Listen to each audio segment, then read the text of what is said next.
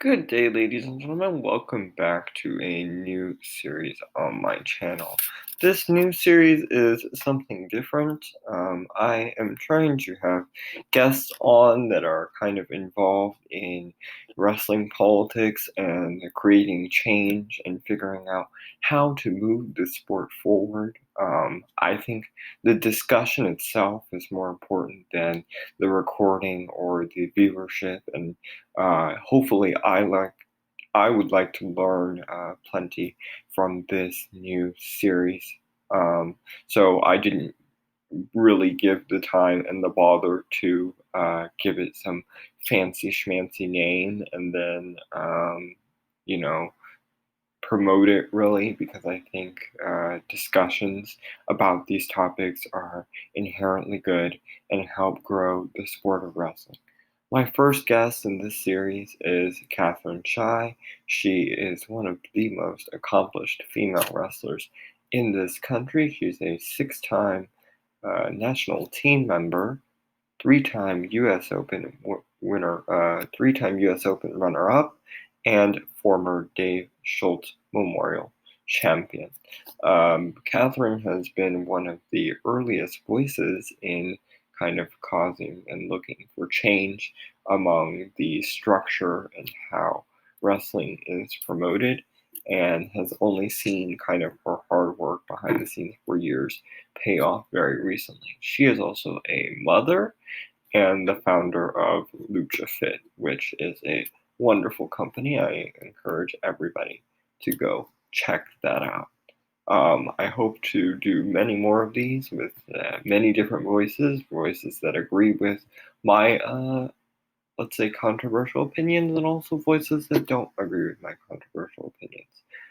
This is a rather long discussion. We talk about everything under the sun that's related to wrestling politics. I hope you enjoy.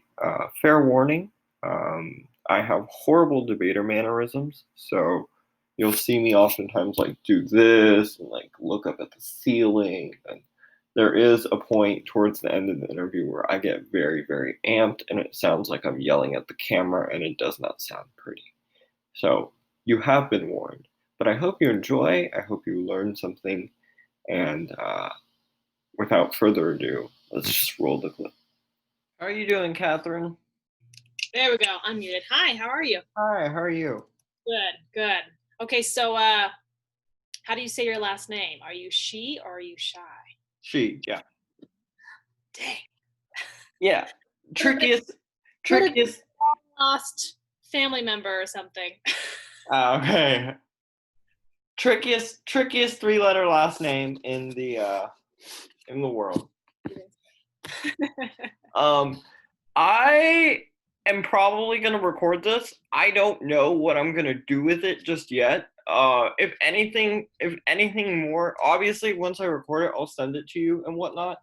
And if there are any issues, anything, always, it's social media and those kinds of things and releasing stuff, can get a little crazy, as you know, probably from um I really don't have, like, let's say, a set, like, ton of questions. Like, I don't want it to be kind of like, because I'm sure you've done like a gazillion of these. Like, I typed in Katherine Shai to like Google, and like this long list of interviews. But yeah, I don't really want it to be kind of like rapid, like me like firing off questions and you answering all of them, because for me, like, to be perfectly honest, like, the story goes 4 years ago, sitting in a hotel room, that's when I first was like introduced to wrestling. If you like know anything about, like, I've probably posted on social media like hundreds of, at least tens of times, that like I don't wrestle, I've never have wrestled. So I was kind of sucked into it, like, from a fan's total perspective. Like, and I remember watching it going, what is happening on my television screen right now? Right? Like Yeah. I have no idea what's going on. And like, I think that's the problem, is that there's not many people like me in the community, which makes it, which is what I was wondering. Like, do you think the sport is in a good place given how, kind of narrow the fan base is? You have to experience it, and is there any way we can kind of attempt to start to get around that? Yes, yes, and yes. So Okay. yeah, so no, first I think you're a little bit of a unicorn in that way, but that was what like interested me even more. And you know, the fact that you reached out was great, and that makes you more interesting because you are exactly who we need to tap into to say like what first pulled you in, what has kept you in, and now like where are the barriers. And I think I watched your interview on World Wrestling Live. I think that was really helpful. Just hearing like how much you struggled with kind of being accepted. And then once you were in, you're like, wow, actually, this is a really cool community, but hard to get into. And I think that's really key. And I think that's something that I'm very aware of it because that's why I started. I don't know if when you typed me in, if you saw anything on LuchaFit, but that's been my attempt kind of round one. I'm competing again, so I can't really dive back into it as much, but that's been like round one attempt at creating a way for the layperson to get introduced to wrestling in terms of like learning about your health and your wellness. And so I've had a lot of people from different sports who have contacted me because they're like, oh, I had the same injury, or so that's been my little project to start out there. But you were spot on. Like, we have a lot of issues with the fan base. I think it was really interesting hearing your connection with the issues with the fan base and with the issues of our D1 programs, along with Flow Wrestling and that growth there. So curious about hearing your thoughts more. And then on top of that, there's a whole layer of women's wrestling and where that fits in. Yeah, you're spot on there. Yeah. I guess then going off that, what shifts would you kind of like to see in the way that we kind of attempt to kind of tap into the light? Like, what are we doing? What are we not doing now that you would like to see from maybe these like major companies that have more power in their hands than maybe like, let's be honest, like obviously many of us that, the number of like podcasts and shows like myself and have increased, but many of us probably don't even line up to how much like let's say power and influence Mm-hmm. the larger companies have. Yeah, yeah. That's a really good question. I think there's a lot of different ways to do it. I think wrestling often caters to kind of building up and focusing on the athletes, and there's not always a lot of like excitement or encouragement in between with the athlete and the fan. And I think a lot of other sports have tapped into that really well. I think if you just look at it, you know, let's say, I mean, you could choose anything, Yeah. basketball, right? NFL, like all those entities really tap heavily into how do we cater to the fan. And right now we can specifically use the example of Flow. It's purely like who's already in wrestling, who's already a fan, who wants to watch it in this particular way. Like, you kind of have to fit into a certain box in order to want a Flow account to begin with. Like, it wouldn't really always appeal to everybody. So I think there's just like there's a lot to be had in terms of fan interaction, even at events. Like, I've had a lot of brainstorm on like how can we make events more fan centric. I think that's not always done. I think it's just like half done. I don't even think they take enough advantage of the athletes themselves. Like, if there was something where we stayed after or came in early or did a little press conference or did a fanfare, like there's kind of things that have happened like that. And usually it's only like, I want to say maybe Olympic trials. Sometimes there's things like that.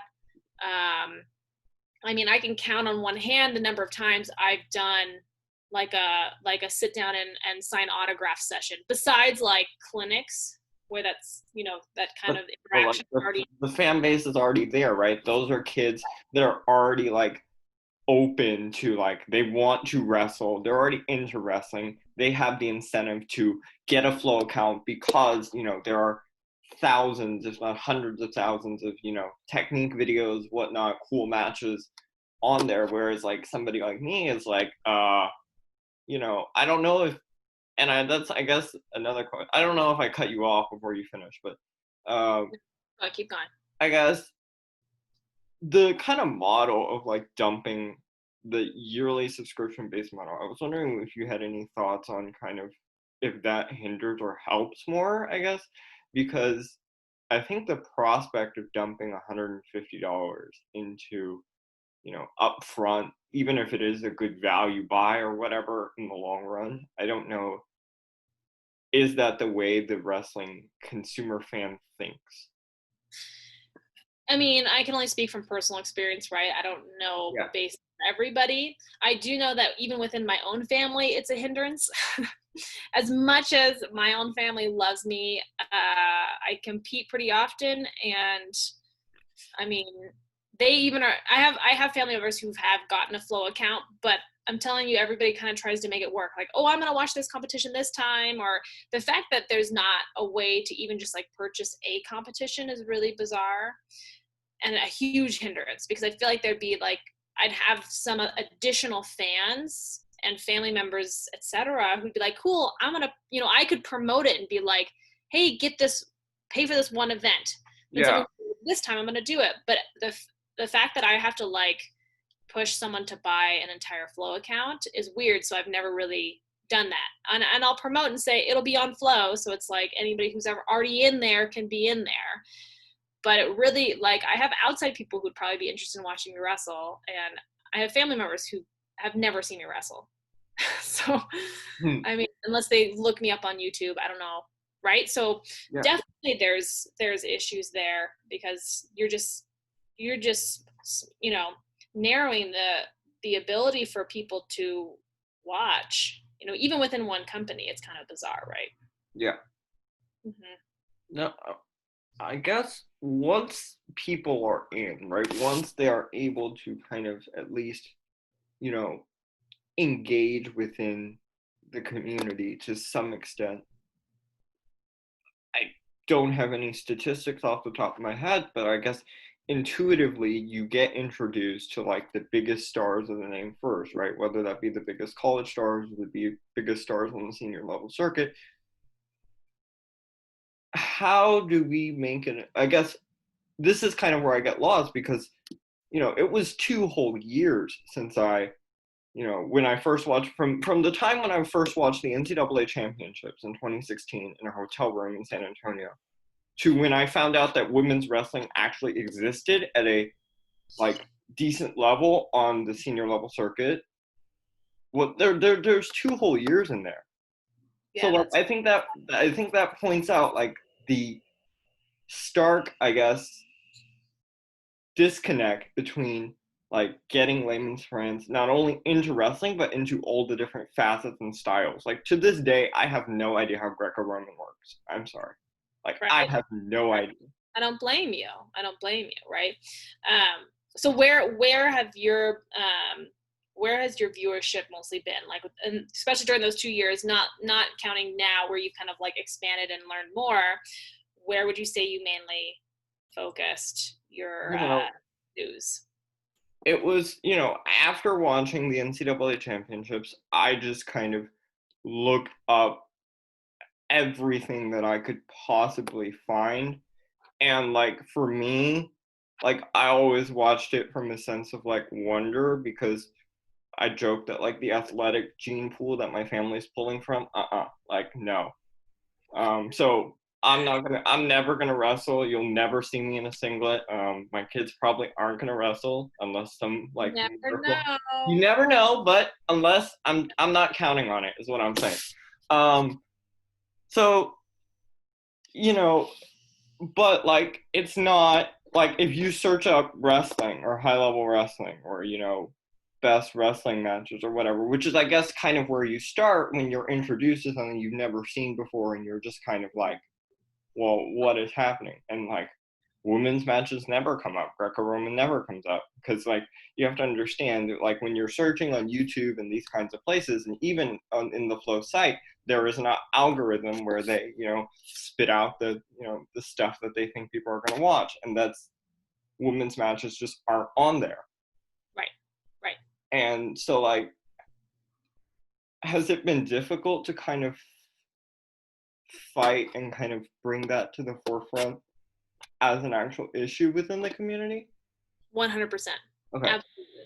So couple different areas to unpack there. So like when it comes to flow wrestling specifically, we've got the issue of that, you know, women's wrestling, we're now emerging sport status for NCAA. So we haven't been in NCAA schools, right? So then there's been no motivation to promote like the women's college side. Uh-huh. And the reason it's so easy and convenient to promote these senior level guys is because they've been promoted for like the last 10 years, right? Like the NCAA funnels you right into a really, and I'm not saying like every senior level guy has like a perfect situation or financial situation, but it still funnels you to a position where clinics makes easier to book clinics, appearances, events, whatever, what have you, right? You have more of a platform.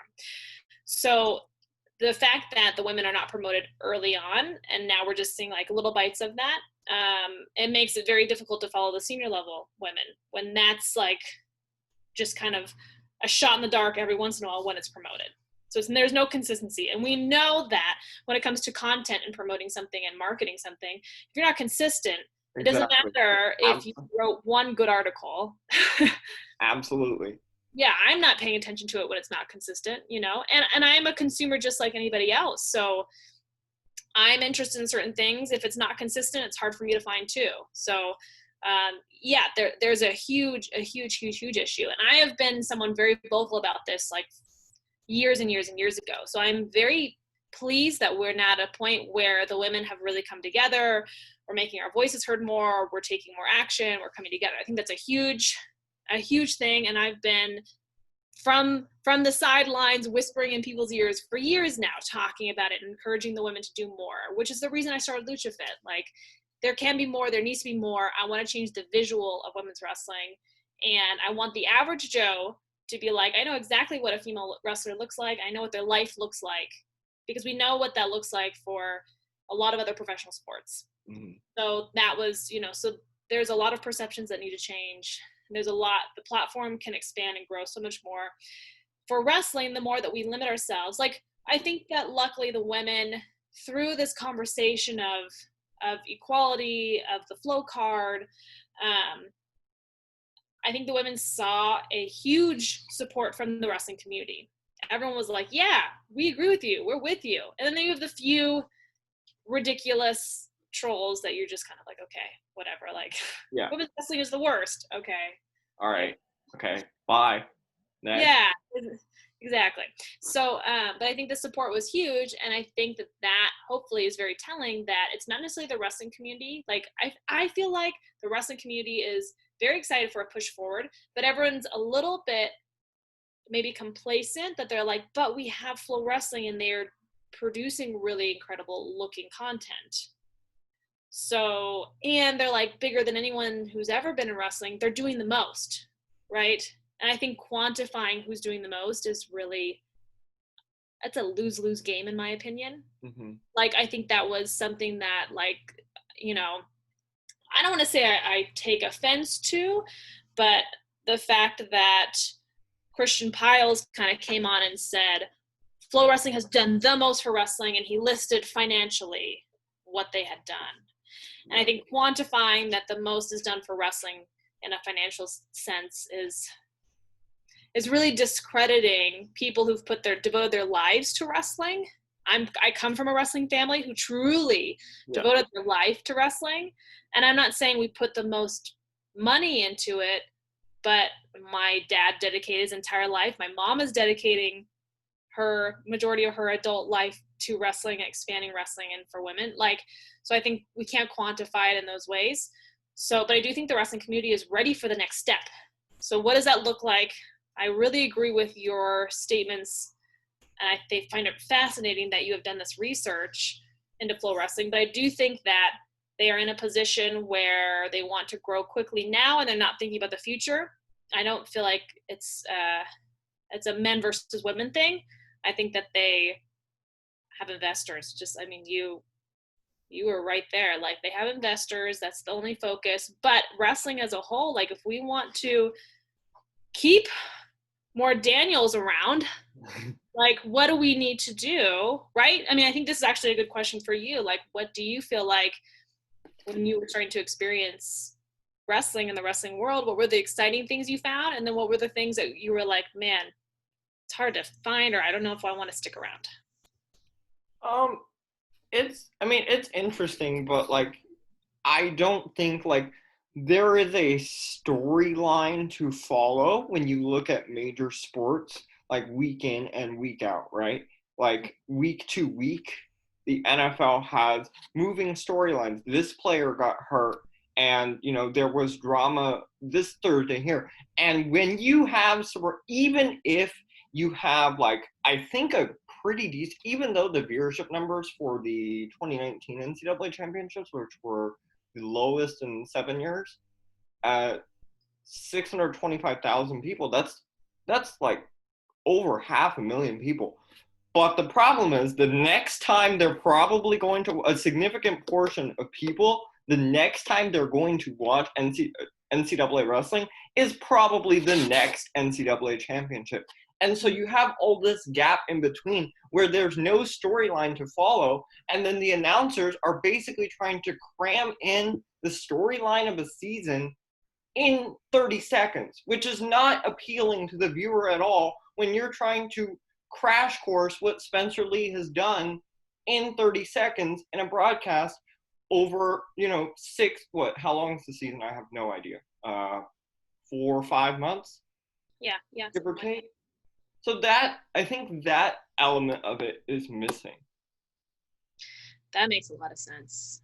I think that makes a lot of sense even in the interviews that I've been having and what I've been encouraging other people to talk with me about. I'm like, yeah, like with women's wrestling, it's like a similar scenario. I mean, we're obviously having this issue across the board with wrestling, following storylines. But I think that when it comes to women's wrestling, we're very stuck in the, how did you get, like, hey, unicorn, how did you get into wrestling? And how, like, who told you not to? Like, we're still stuck in those storylines. And I'm like, hey, I've done some really incredible stuff lately. Ask me about my training, ask me about my injuries, ask me about like what I'm doing right now. Like, we don't always have a whole lot of that because I literally have to come on an interview and tell my whole life story.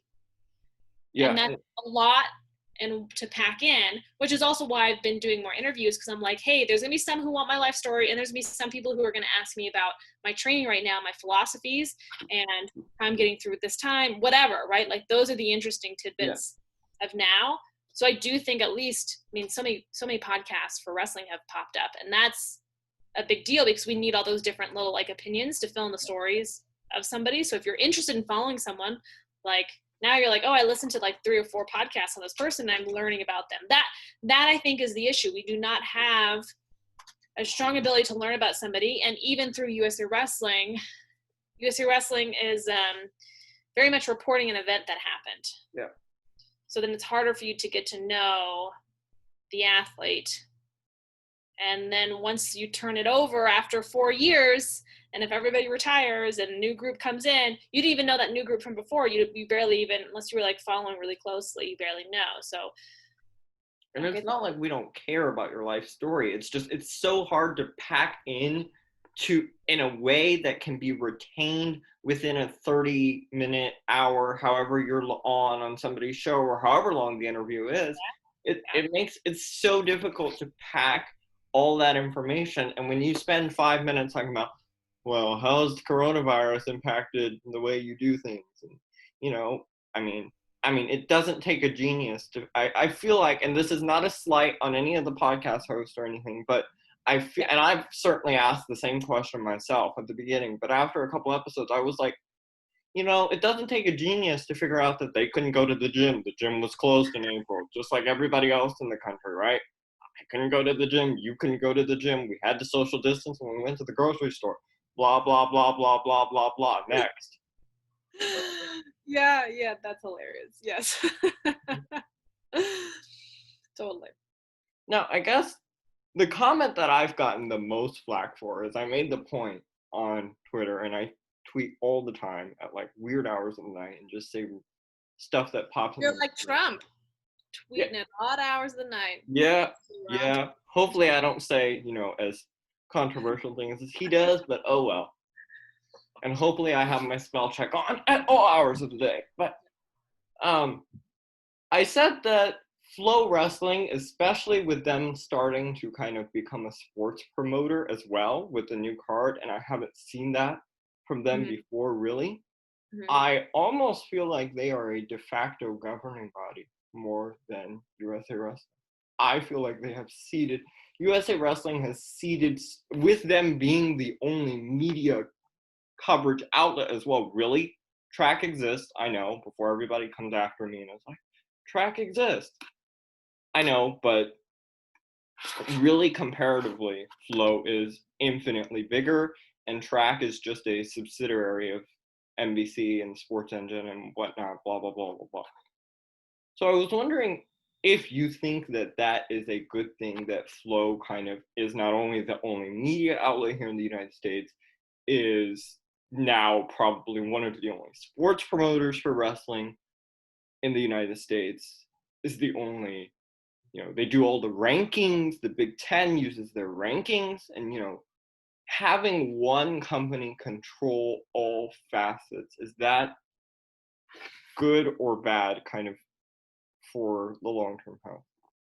I mean, I would say no. I think that taking, take us some years back, like USA Wrestling was originally the only kind of the de facto of wrestling, right? Then we had variation of track. Then you had like some entities who were like, hey, we're going to help stream, especially since I would say the biggest pull has been the fact that like more tournaments across the country are getting streamed, right? More events in general. So then you kind of needed that manpower to actually come in and stream those events. So then it became convenient. Became convenient for USA Wrestling to say like, hey, we're not gonna, because at one point USA Wrestling was the only ones who were doing that. Before that, it was like my mom in the stands filming me, right? Yeah.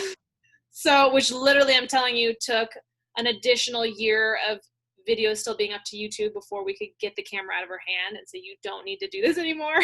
Yeah. But so it became convenient to say, here, Flow, here's quite a bit of power, right? Because we don't have the ability to do this ourselves. So, that handover was kind of a big deal. And I think that was that shift of power, right? Now Flow's like, hey, in a lot of ways we control, which I think is what the women are trying to bring up. Flow is now controlling the image of wrestling more so than USA Wrestling is. Because when it comes to the promotion of USA Wrestling events, it's going to Flow.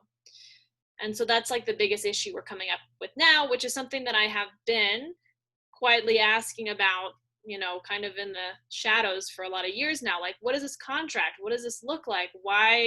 How do we have a contract with them and then we have unequal coverage? That doesn't make sense. And then of course everyone's like, but Flow is their own company. But I'm like, but there's a contract. So how does this work? You can't have a contract and then just be like, well, we're only pulling only what we want. Like, somebody has to put a clause in there. Like, somebody has to make some effort here. Greco and women's are heavily, not promoted, right?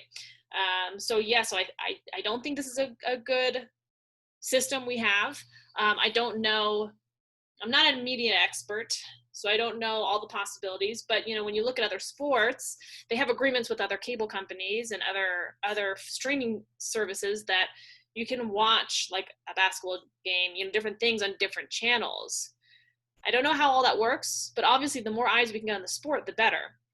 So whether that means smaller media companies want to come in and that needs to be able to happen. But I know as of right now, Flow for USA Wrestling has exclusive rights to streaming those events. So I know media can come in and do their interviews, but then we don't even have, like, I don't think I could even have somebody go on. I know USA Wrestling releases the video, but if Flow had video of me, I don't know if I could have someone go in and be like, can you make a highlight reel of me so someone can see my highlights? Like, I don't know if that's possible, right? That's knocking me back 10 steps because Flow Wrestling's sure as hell not going to do that for me. Right? So we have a lot of issues. Yeah, I did. I did hear of an incident. There was a YouTube creator of a decent channel size, actually, 60, 70,000 subscribers, which I've learned is definitely impossible to pull off, especially when you're covering a wrestling podcast. But he basically made a parody video out of some Flow cycling content, and 2 days later he got a wonderful email from Flow's legal team and said, you need to take this video down or we are taking you to the district court. Have fun, see you later, have a nice day. Yeah. And so I don't think that is healthy at all. And it's just like people, like, yes, do you have exclusive legal rights to the footage? Yeah. Do you want to, could you win in the court of law? Yeah, probably. But like, there are highlight reels of every single NFL player, every single NBA player that, I mean, you Google just, all those videos could be taken down like that. But they're not, because they realize, the harm of taking a, high school, college student that's bored in their bedroom and spends 3 hours on their favorite player, putting stuff together, adding music, whatever, does more good for the sport than you taking them to court, winning $1,000, whatever the settlement is. And, and there's just this kind of disconnect as to what the overall point of being a media company is. But anyway. Yeah. No, I think there's a perfect example, right? They realize that the promotion of their players, and not saying that the NFL is, a perfect example of treating their players fairly, but, let's just say they do pretty well. Yeah. Let's go with that. But, here's Flow Wrestling, who's controlling all the media, controlling the viewpoint and the image. And it's on, like, there's no other way to put this, it is on the backs of the athletes. Yeah. So to be able to work on promoting yourself, and like that takes a full-time team to do that, right? Yeah. To do it yourself as a professional athlete, I don't have time, I have to actually train. So there's a lot of issues in that, and they kind of are pretending like it's not an issue.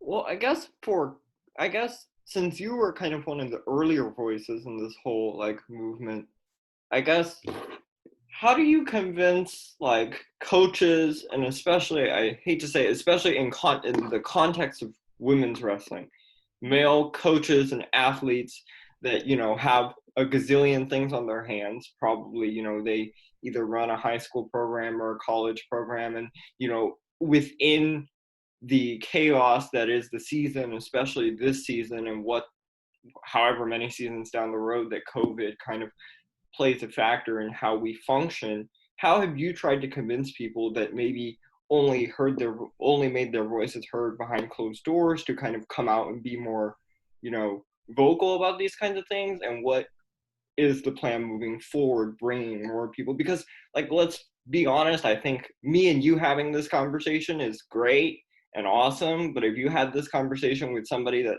actually had influence in the wrestling world and y'all release that, like, that would, bring the attention and the conversation to another level. So I'm wondering how, like, strategically you have tried to do that. That's a good question.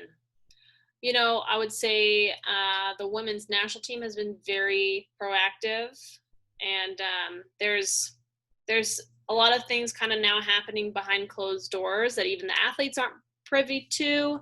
So right now I'm mostly speaking to women's wrestling and the issue with Flow Wrestling. So I would say that is going to be years in the making. I don't know if Flow Wrestling is going to be the answer or how things are going to shift, because I think we're all very aware that it's all about making a lot of money and selling. Like, there's this, I don't think is a lasting plan for wrestling in general. But I do think that you have to give yourself more credit, because more fans, more people in general, like coaches, like you've had conversations with World Wrestling and others, like we need all those conversations to start happening and bubbling on the surface, because we're literally increasing and shifting the ideas of wrestling as a whole. So, you know, there are people of influence who are involved and are taking action. Sally Roberts of Wrestle Like a Girl is someone who is heavily influential within the wrestling community and is very involved with all of us, as we have a group chat that we are on almost daily. So there's a lot happening, but it's behind the scenes. I would say the people that are really taking big steps are not always tweeting about it, if that makes sense. Like they're just like handling business, right? But I do think that the rest, like your conversations are very important, because you need people to kind of like shift their minds a little bit, because you need to say like, hey, what do you think about this? You know, you just saying, hey, Flow Wrestling might be more definitive entity of wrestling than USA Wrestling, and people are upset because having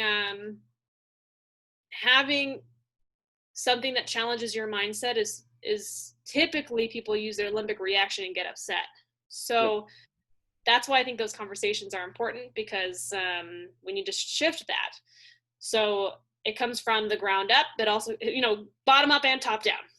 And that's how things will get solved. And I think that there's a lot of people who are really excited about making change.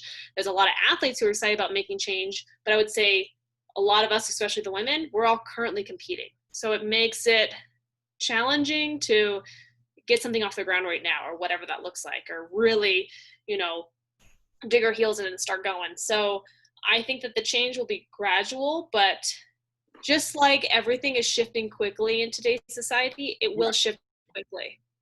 Okay. If that answers your question. Yeah.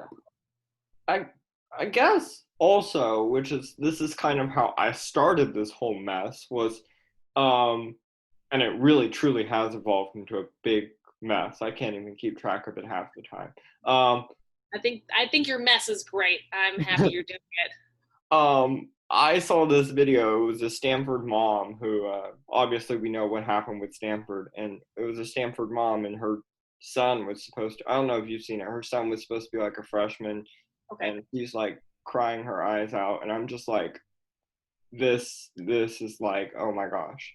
And what was interesting was the consensus within the community immediately was like, the athletic director messed this up. They have all this money, they're not spending it. Someone's against us. Someone's against us. And I'm just wondering first of all, is that a real thing within the wrestling community whenever like something doesn't go, you know, I don't want to say our way, but like when somebody, you know, rules against us or does something against us, is that like a real sentiment, or is that just being overplayed on social media and everything that, and it's mostly comes from the fans? And like, how do we kind of fix that and look more internally for solutions if it is a problem? I mean, I thought that the way you addressed that was really excellent, that there can only be so many corrupt ADs, and there's only so many people who are out to get wrestling. After a while, we're playing the victim. Yeah, I'm just saying, like, I wonder if the rest of college sports and the athletic directors, you know, when Flow posts on their Instagram, right, like, go flood Stanford's Instagram comments with like, where's Stanford? Like, I cringe, because I'm like, that's the dumbest thing ever, because, like, somebody at the university is going to see it, right?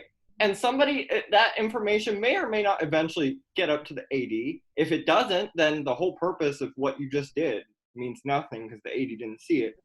If it did, and he's as short and as grumpy and as, you know, mean and as, you know, nasty as a person as you make it out to be, how do you think he's going to take that, right? He's going to call every single athletic director that he knows and says, the wrestling community is a pain in my side, and, you know, next time when you are looking for a sport to cut, consider bing. And that's why, you know, that's why we've seen 13, 20, you know, 13, what's the official number? What, like net 13 loss programs at the D1 level? And, you know, it's just like, are we playing the victim card too many times? I guess in layman's terms. As you know, my questions get very, very long. No, they're good. No, yes, I think we're playing the victim. I even tweeted recently, somebody was kind of saying like, well, we're only this and we're only that. It's kind of like the argument of like, well, flow is enough or good enough. We've never had anything like this. And I think it's just people thinking very small.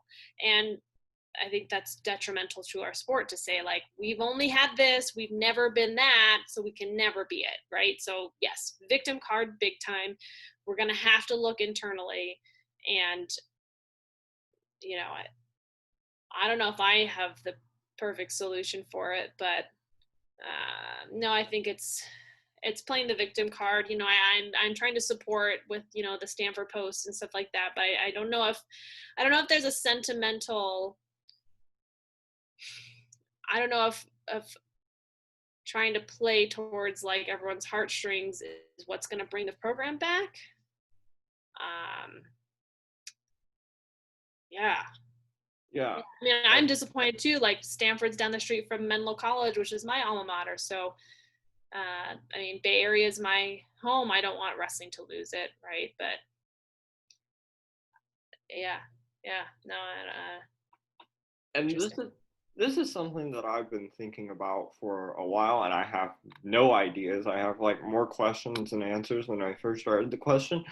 Like, you have pockets in this country, right? Like Iowa comes to mind, Pennsylvania comes to mind, where there is a huge tradition and kind of history that we can draw upon kind of to market the sport. And I think we've done that for the most part pretty well. Like you can see how rowdy it gets inside like Rec Hall, Harbor, what's Hawkeye, Cover Harbor Hawkeye, yeah. Hawkeye. Um, but I'm wondering like in areas of the country where there's not that, kind of past to draw upon, how do we kind of manufacture through new and adapting ways to kind of grow the sport? Hmm. Um, I think part of that is finding a way, fan athlete engagement. I think that whenever, gosh, whenever someone says like, hey, well, let's do it, like, let's be the ones that put on an event and it's awesome, I always get like very hesitant because I'm like, we're just going to show up somewhere and expect it all to fall into place, especially with the fans and to actually have that fan base.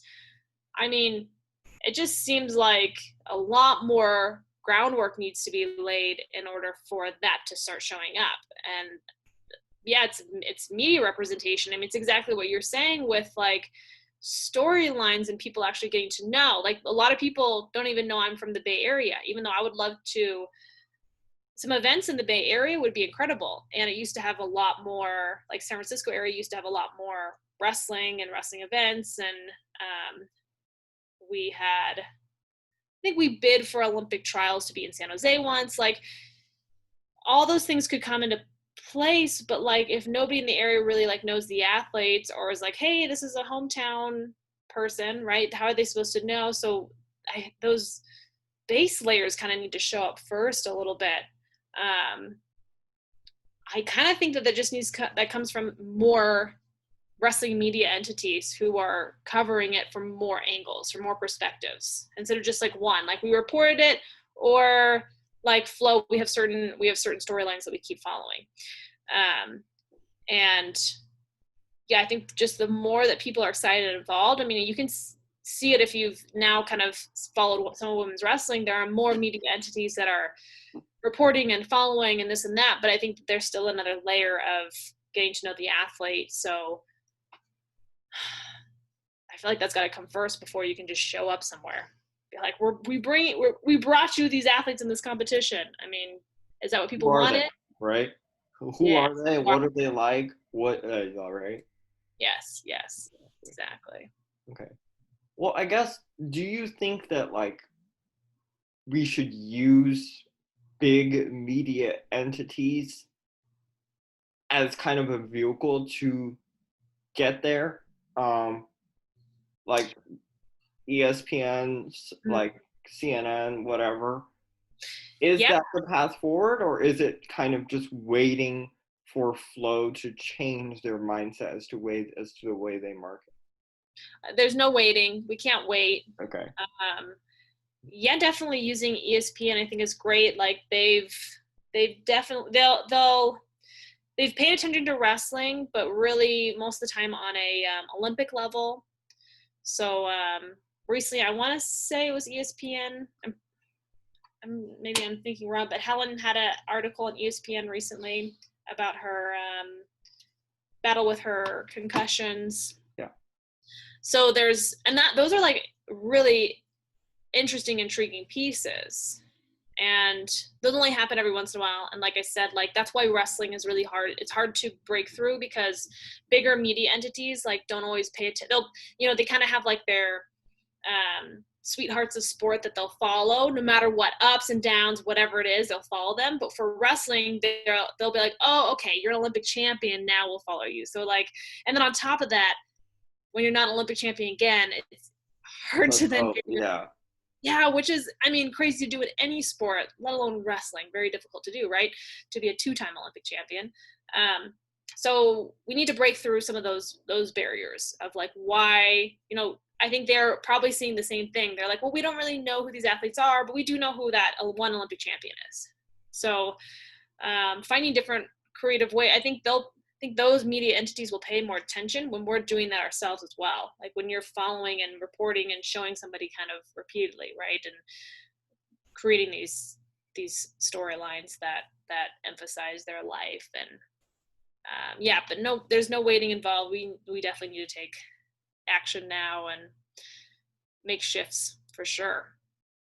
And I guess I'll cut this part of the interview out if like you get in trouble for saying, or if you can't say, just obviously let me know. But I guess structurally, I know people get, when you sign with an RTC, at least for the guys, or if you sign with the national team, you get paid on some kind of structure. I'm just wondering how that kind of pay structure works, because am I right in saying that Senior Nationals doesn't have a prize fund this year? This one does not. Does it usually have some form of prize fund? Okay. Yes. And that's whether or not you're on national team. So yeah, so if you're in top 3 on national team, you have a monthly stipend, and that's usually from it's like a time frame in between. You've made the national team, and then they start paying you after that, and once you get to the next world team trials, then it's like reset, right? So as of right now, like they are still paying national wrestling, still paying national team. So this U.S. Nationals doesn't affect any national team members, and they are kind of like we're crunched for money, so there's no payout for this event. And then if it becomes a world team trials, if United World Wrestling says we're going to do a world championships, it'll become a world team trials. So that's a difficult position to be in. When it comes to regional training centers, everyone is very different. Okay. But they do get some form of monthly income just by being at the regional training center, being signed to. Depends, it depends. National team, yes, but not. I don't know if every single regional training center does pay. Like, here's an example. Like in Iowa, the women, they were told, hey, you can stay and keep training, but we're cutting like the funding for your group. Well, that basically pretty much de facto cuts the program, basically, yeah?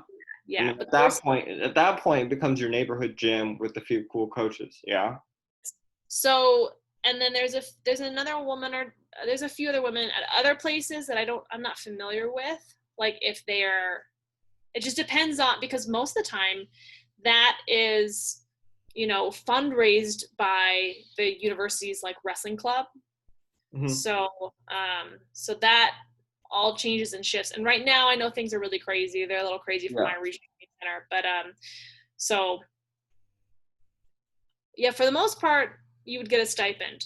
What it looks like is different for every single regional training center, and how much and stuff, I don't know. So some might just say, hey, we'll help fund your travel, or like we'll pay for our competition that your club is not paying for.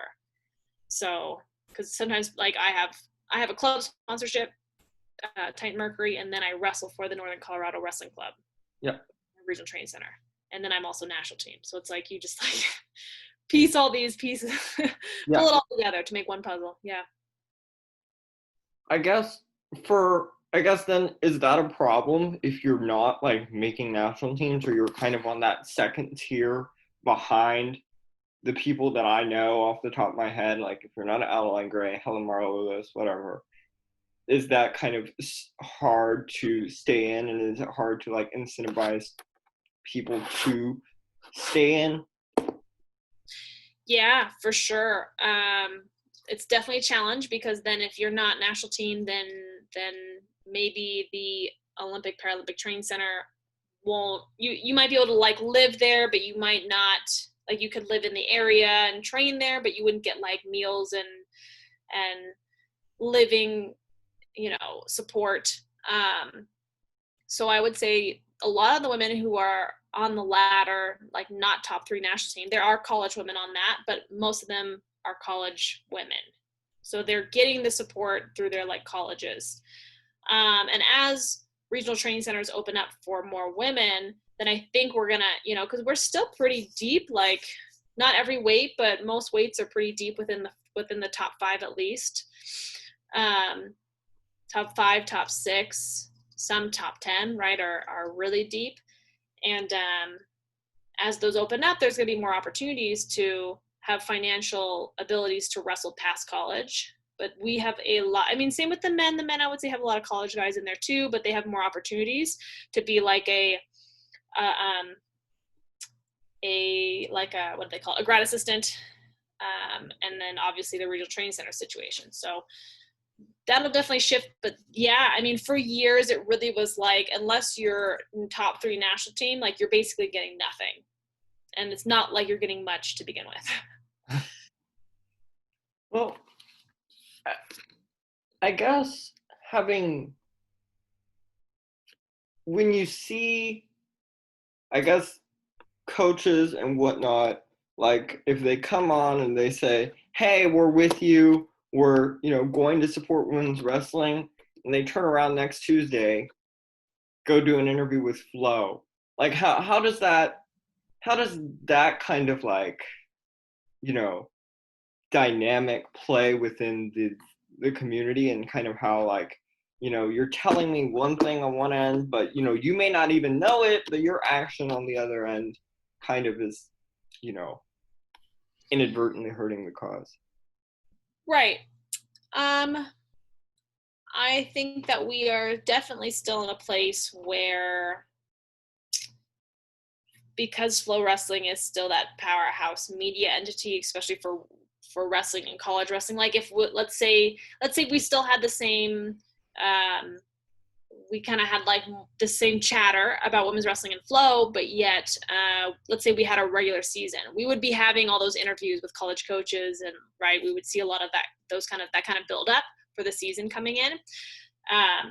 I definitely know and completely understand like where you're coming from with that perspective. I think that it's not always seen that way. Like I personally wouldn't be like, oh, they're a traitor now.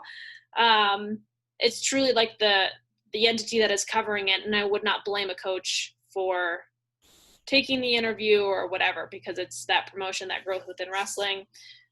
Because I don't know if boycotting Flow is the answer.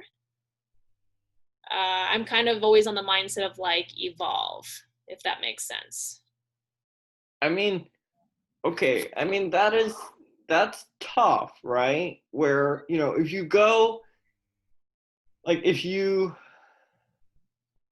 because the reason why I kind of think about this, and I've kind of been mocked a little bit, because I come from, like, I always joke with myself, God knows what drew me to wrestling. Probably just my curious brain, because like once I get off this call and I do a little more research, I'll probably go play chess for 3 hours. Like, so just Right. two completely separate worlds, right? And what's interesting is I gave this really long Twitter thread. I have no idea how many people read it or how many people fell asleep halfway through the thread. But without getting too bored, like from all of the, sports that I've also divin into and looked at some point in time, they have had to kind of do this kind of, all right, enough is enough. Your clock is up. We've tried for 5, 6, 7 years to try and convince you. We need to just jump into the deep end, and it's not hope for the best, but it's like, it's kind of either sit around and watch a slow death, or go all in and see what happens. And I gave this example in 1993. The players playing in the British Darts Organization, which was like the biggest darts organization and really the only darts organization at the time, they were sick of it too. Like, the players were drinking like on stage, because darts is a huge pub game in England, and like it has cultural, like people just chug beer, and people didn't want to watch it because when you watch BBC and there's like two drunk people throwing darts on stage, like that's not exciting, or children aren't supposed to watch that. So the darts players got sick of it, and they basically like tried to negotiate with the BDO, the British Darts Organization, for 7 years.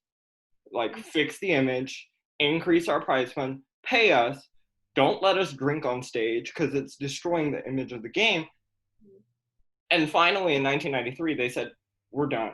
We're done. The top 16 players in the world, all of them, and every single world champion in the history of darts left and created their own darts organization. Wow. And I feel like, is that needed in wrestling, right? Do we need Jake Burroughs, everybody to come on board and sign and just say, we're done? We're not going to compete at the next World Championships or we're not going to compete at the next we're not going to compete at this upcoming national tournament if somebody else doesn't get media rights immediately. Is something like that necessary? Which I don't know if we're at that point yet, but it's like, I feel like we're getting dangerously close. Like, at the numbers I'm looking at and everything I'm looking into. And it worked, because now the prize fund for the 2020 Darts World Championship was $3.27 million. And it's so sad, because I'm watching these people throw darts, and then I'm watching you guys like train, and I'm like, this is sad. Like, this is so sad. Like, it almost pains me inside, because like, I would never ever get anywhere near a wrestling mat. Like, I probably wouldn't make it out alive. You need EMTs on the sideline, like making sure I don't die. And people like throwing darts at a wall, and then get $625,000 for winning first prize, which is like, I'm pretty sure that's, well, I'm not going to guess how much money you make, but that's, Yeah, a no. big chunk of money. Yeah. Yeah, no, I think we are dangerously close to that. I think it's going to start with the women. I don't think it's going to start with the men. I think there's a few men that are like upset, but the thing is like, someone like, I mean, the men have been a little bit vocal. They've said like, yeah, we agree, women are the future. Okay. Right? Like, Great, thank you. cool. So I think they're in like a little bit of a hard place, because they are making their money from that. So it's going to take a collaborative effort, but I think it's going to start with the women banding together and showing enough is enough, and then then that wave will shift through. But I do think that we are very close to something big. I think the shift will happen more likely after Tokyo, because this is just a really difficult place. Like, you're none of us are going to say we're gonna boycott like Olympic trials. Like, heck no. You know what I mean? That would take some guts. I'll tell you what, I'll give props to whoever does that, though. Yeah. So there's some lower stakes things that can happen, but right now the focus, and it takes every ounce of you to put that focus into the Olympics. So we'll see, I think, more shift after the Olympics. Yeah, and that's the problem we kind of touched on earlier, right? When you're caught up and you're still competing, still coaching, you've got all these internal things that you need to take care of as somebody part of the sport, and you don't have all this time like I do on my hands. It's like, what are we going to look into today, right? So, so you think that people would be more amped to go after maybe Tokyo when there's a whole other 4 years before kind of the biggest competition? Yeah. Yeah. I think that this is very good timing. I think, I'm very positive about, taking advantage of this very bizarre time. It's given everybody pause. It's the first time that the women have been this banded together. So it's given everyone a second to like breathe, because we are like nonstop competing, like, and we don't always have like the second to just be like, hey, what do our teammates actually think about this situation? And we did that this time. And now it's like everybody was frustrated and everybody was on the same page. And it wouldn't have happened without this weird, bizarre time right now. So I'm very positive about what's about to come upon us, because we've given ourselves that chance. I guess one last thing. I don't know how involved you were. I hope this doesn't lead us down a whole nother rabbit hole, but because I've kept you for almost an hour now. But I don't know how involved you were when the IOC almost cut wrestling 4 years ago. Almost 4 years ago, or 4 years ago at this point. Is there anything that we can draw kind of from that gauntlet and what the community has been through? Because obviously I don't know very much about that. I was not, involved in the sport really at all at that point. And I'm wondering, like, if there's anything we can draw from that fight that we can bring to here, and what maybe you've learned or other people have learned that you've talked to. Yeah. I think I was involved as much as like an athlete currently competing could be involved. We were like the ones like wear the shirt and say save Olympic wrestling, and social media was kind of different at the time. And I want to say that was more than 4 years ago, because I want to say it was before 2016. Yeah. So social media was not really, we didn't like have, maybe some of us had some, we had like Facebook, I don't know, right? Like it was not the platform, we couldn't use it the same kind of, as the same tool. But here's what the biggest lesson that wrestling, I think, learned from it was, when we are forced, our backs are against a wall, we made change. We like found a way to blast through the wall, whatever we need to do. And the biggest thing was, it used to be FILA, our international organization. So now it's Universal Wrestling. Yep. FILA was very corrupt. It was the first time that I guess it's like board members kind of voted out like the president. The whole system was very corrupt. So literally walls came down. They just completely tore out all that old facade, right, of this organization, and create something entirely new. And since then, United World Wrestling, I would say they definitely have a very specific visual, right? I think they do a very good job on the visuals. There's always more that Emma can do, right? We can have a whole day discussion on that. But it really shifted the entire perspective of that. And part of it was inclusivity of women in the sport. The reason we said, okay, you've given us a certain amount of medals of weight classes, we will divvy it up more even with the men and the women. And it's still like technically not even, right? Because it's 2 men's categories and 1 women's category, but we have even amount of weight class distribution. So that was a huge, and we had, I want to say 2 or 3 women who spoke at the presentation, I guess you would call it, like here's our presentation of why wrestling should go back in. So I want to say we had 3 women who spoke. Like that was our powerhouse.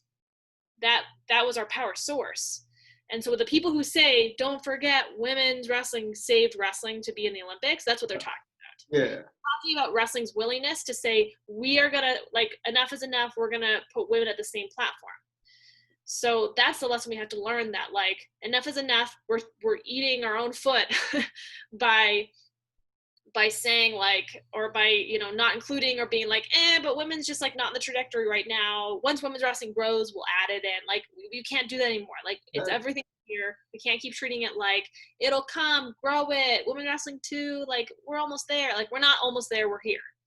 So Also, that doesn't really work, right? In order to grow something, you need to put in a certain amount of investment up top to see it grow, right? You cannot just say, well, if the fruit from the tree ever appears one day, we'll pick it then. And until then, let's see what happens, right? someone else water my tree for me, please. Exactly. Yes. So yeah, I would say that's the lesson we should learn. And I think that your discussion has really helped push that into a good direction. So I appreciate everything you've done there. I think that's a really big deal. Thank you. And I guess one last food for thought, just kind of from me. That kind of, again, makes me go back and think, is a more like, because that's a pretty radical shift, right? I honestly didn't know much about that, but you know, y'all basically tore out the international governing body and replaced it with a new one, and that worked. Yes. Right? So is a similar radical change necessary for something like that to work as far as marketing in the US? No, And I feel right. like obviously I may come off as someone a little more like willing to try this because, you know, again, like I'm not like involved as an athlete or a coach, and I can certainly understand why you guys are like, yeah, I know there's this problem, but I don't know if I just want to like toss it all away and just jump straight into, you know, who knows where, right? But, you know, I don't know where the bright line is, where at some point we may have to do it. And so I'm gonna be on a call at some point with Julia as well. Good. Julia Salata, and I know she's super busy. She's hosting her convention and whatnot, and but it'll be interesting as I kind of try to piece together how everybody feels. Their, you know, and I thank you so much for listening. I know my voice sounds horrible on recording. I played it back, and I can only imagine what it sounds like on the other side of a phone call. And don't put yourself down like that. Don't do that. No, I think you have some really fantastic perspective. You have very well thought out questions and opinions. So I think everything that you're bringing up is really important, and you have that ability to kind of flow right into the next thing, and that's the kind of conversation that we need. But no, I just touching on your question there, like, you are right. I think right now, as a competing athlete, I almost, not that I have hesitancy, it's just that like I can't put myself there yet. Yeah, that makes perfect sense. That wants to take action. So so that's why I was kind of saying, like, with the kind of the original way you posed the question of like, do those coaches or whoever is like, you know, saying we're supporting you, but then taking like a flow interview, right? Kind of like right now, not going to bother me, because my heart, my devotion is not in flow. Like, I'm not going to keep going back to the abuser, you know? So flow being the most important thing, and like somebody we need to turn around. I just don't see that I don't see that where they're trying to go is where wrestling's trying to go. So in that way, like, I don't take offense to people who are still on it, but boy, people better be ready, because I think that it's gonna crumble, and I am going to be ready with the other people, because I know there's other people who are ready to jump into to create something different. And I think that is the next step. Something different's gonna come, because it's just not working. Things are moving fast, so. Okay, thank you so much. And I always joke, my best joke with the wrestling community is all the money that you spend on camps and all that stuff, I spend doing debate camp, being involved in high school debate. That's how you get, you know, all those hours that you guys spend sweating. I'm just sitting in a room having someone yell at me, talk like this, talk like this, talk like this. So there you work on verbal skills. Perfect. There you go. Thank you so much, and enjoy the rest of your afternoon. And if you have any, I'll send you the file, and if you have any portions of the interview that you don't want on, whatever. It's your interview, right? You know what? I'm really not worried. I never overshare what I don't feel like I should, or Okay. what I think is already public knowledge. Okay. So, but I'll let you know for sure. I All right. appreciate it. Thank you so much. You enjoy the rest of your afternoon now. You too. Have a good one. All right, bye. Bye. I hope you enjoyed the first installment of that new series.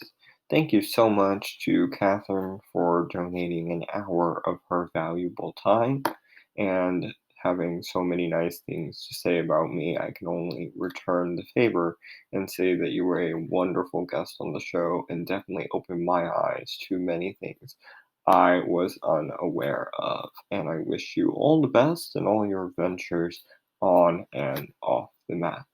Thank you so much, ladies and gentlemen, for tuning in. I hope you found that discussion insightful.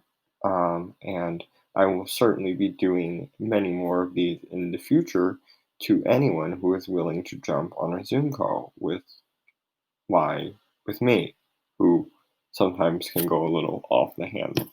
But anyway, if you did enjoy it, go ahead and follow the Instagram and Twitter, the show's Instagram and Twitter, as well as my personal Twitter, where I give a lot of opinions and discussion points that we will probably talk about on the show with many guests to come. I think, regardless of whether you agree with my opinion or not, if I can start a similar discussions between people within the wrestling community, I will have done my job here. Thank you so much again. Thank you so much from the bottom of my heart for tuning in. And until next time, have a nice day.